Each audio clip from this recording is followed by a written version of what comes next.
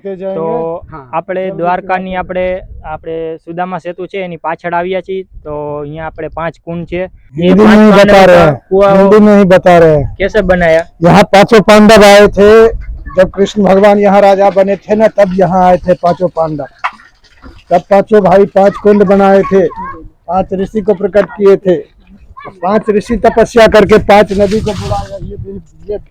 ये पहला कौन सा वाला है? ये भीम कुंड गोमती नदी का जल मिला। भीम गोमती का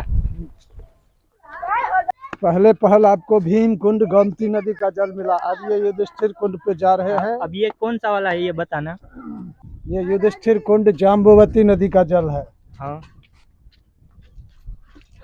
जल्दी लाओ, सब बाहर यही मिलेगा। ये तीसरा वाला कौन सा है? ये अर्जुन कुंड कोसावती नदी का जल है। कोसावती नदी का जल है। अत्रि ऋषि प्रकट किए हैं इनको। अत्रि ऋषि प्रकट किए हैं। अब ये चौथा वाला कौन सा है? नकुल कुंड चंद्रभागा नदी। चंद्रभागा नदी चौथा कुंड। पुलह ऋषि प्रकट किए हैं। नकुल कुंड पुलह ऋषि प्रकट किए हैं। 4 कुंड જોઈ લીધા છે। હવે આપણે 5મો કુંડ જોવાનો બાકી છે। તો ये कौन सा वाला कुंड है? ये सहदेव कुंड है, लक्ष्मणा नदी का जल है। इसको क्रतु ऋषि प्रकट किए हैं। ठीक है મિત્રો, આપણે 5 કુંડનું આપણે આ મહારાજે આપણે જ્ઞાન દઈ દીધું છે।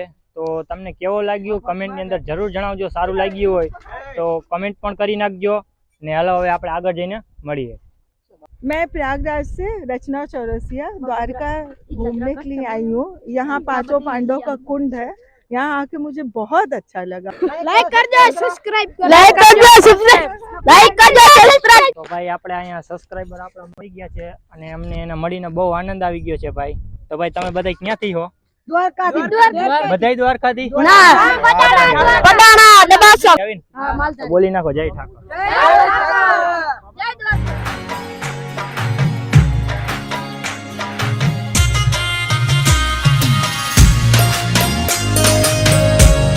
તો મિત્રો હવે આપણે દ્વારકાની બજારમાં થોડુંક રખડી લઈ, થોડુંક શોપિંગ બોપિંગ કરી લઈ, થોડુંક જોઈ લઈ। ચાલો હવે ડાયરેક્ટ જોઈ લઈ।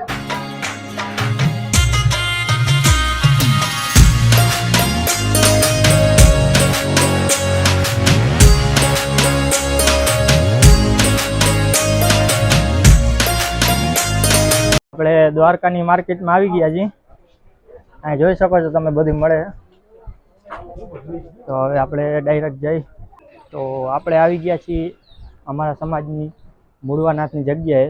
ચાલો આપણે દર્શન કરી આવી પછી તમને મળાવું।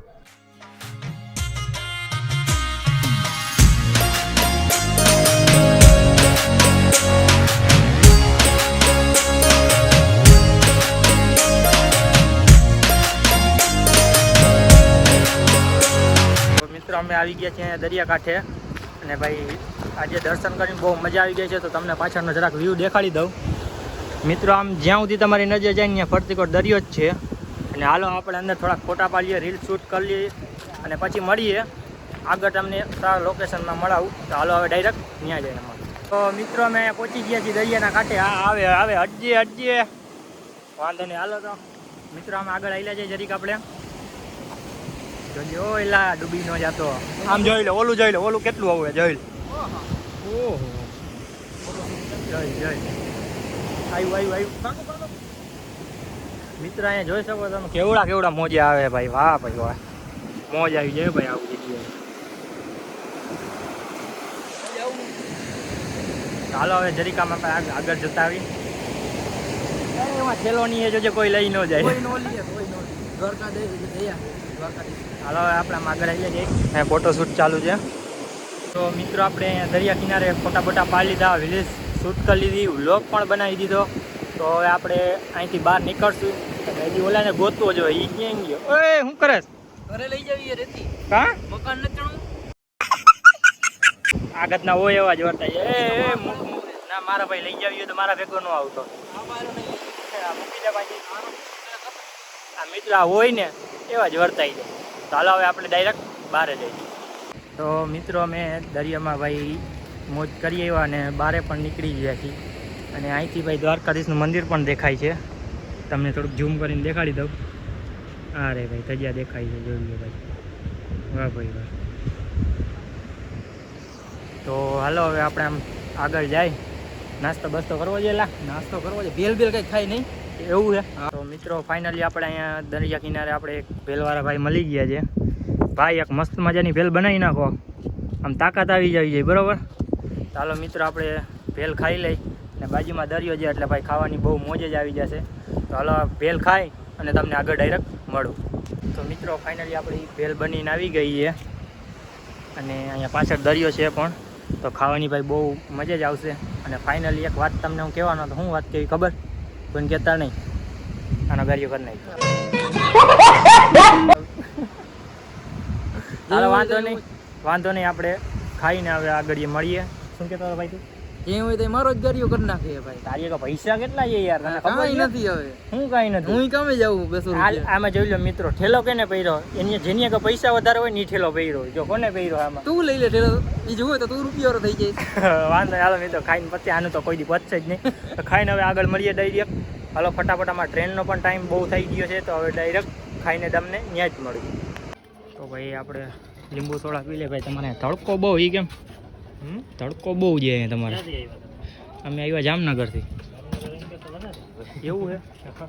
મને તો અહીંયા વધારે લાગે. જામનગર અહીંયા લગભગ અમારે હશે 30 કે 30 ડિગ્રી, જામનગર 32-33 છે. ઓહ, અમને કેમ અહીંયા વધારે લાગે જામનગર હેવા પડી ગયો એટલે. હવે વાંધો ને, હાલો ભાઈ સોળા બોળા પી લે, કારણ કે તડકો બહુ છે ને. હવે ભાઈ અહીંથી આપણે નીકળવું છે.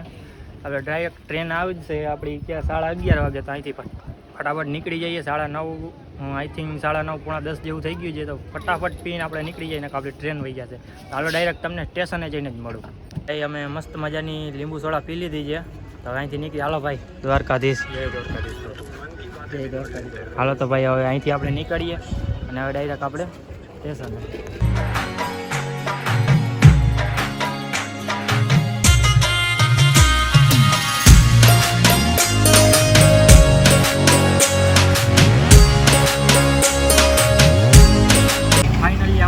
મળી ગઈ છે અને આપણે રેલવે સ્ટેશન બાજુ જવા નીકળી ગયા છીએ, તમે જોઈ શકો છો. તો હવે હાલો ભાઈ, અહીંયા તડકો પણ બહુ છે ભાઈ, એકદમ માથું ફરવા માંડ્યું છે. તો હવે ડાયરેક્ટ તમને સ્ટેશને જઈને જ મળું. તો હાલો ડાયરેક્ટ સ્ટેશન. ફાઇનલી મિત્રો અમે રેલવે સ્ટેશને આવી ગયા છીએ. અમારી 11:30 વાગ્યાની ટ્રેન છે અને અમે ટિકિટ પણ કઢાવી લીધી છે.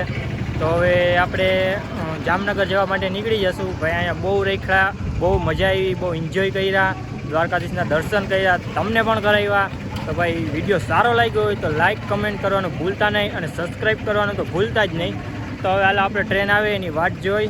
તો ભાઈ હાલો હવે, અને ભાઈ અહીંયા તડકો એટલે ભાઈ બહુ વાટ જવા દો. તો હાલો હવે ડાયરેક્ટ આપણે ટ્રેન આવે એની વાટ જોઈ. હાલો ડાયરેક્ટ આગળ મળીએ. તો મિત્રો આપણી ટ્રેન આવી ગઈ છે. તો હવે આપણે ડાયરેક્ટ જામનગર આપણા રેલવે સ્ટેશન જ મળીએ. તો બધાને બાય.